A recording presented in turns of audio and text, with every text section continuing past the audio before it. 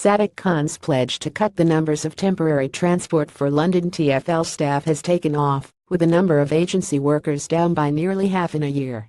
TfL has stopped using temporary workers who operate through personal service companies, and in the transport body's latest quarterly report for April through to June, it said the number of temporary workers was 1,517, down 45% from the same time in 2016.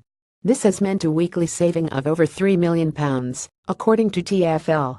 The transport body made the switch as part of its efforts to adapt to IR35 reforms that came into force in April, with changes being introduced in an attempt to tackle the high levels of non-compliance with the current rules.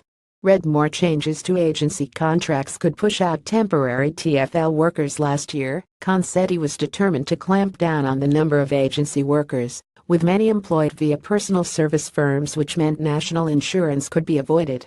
When detail of TfL's plans to adapt to IR35 changes emerged in January, critics warned the slashing of temporary workers would deprive TfL of talent in key areas, with the potential to cause setbacks to crucial engineering projects.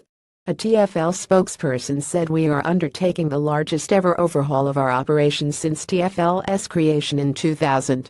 The day-to-day operating costs of running London's transport have decreased by £153 million for the last financial year, the first such reduction in our history. This has been achieved by reducing management layers and reliance on agency staff and eliminating duplication. Alongside this sharp focus on our finances, we have maintained a similar sharp focus on safety and reliability as we work to keep London moving, working, and growing." Despite the move, there still remains a large number of non-permanent contractors who have been working at TfL for over 2 years. At the end of June, there were 112 people who had been there for over 5 years and 206 temporary workers who had been at TfL for over 3 years.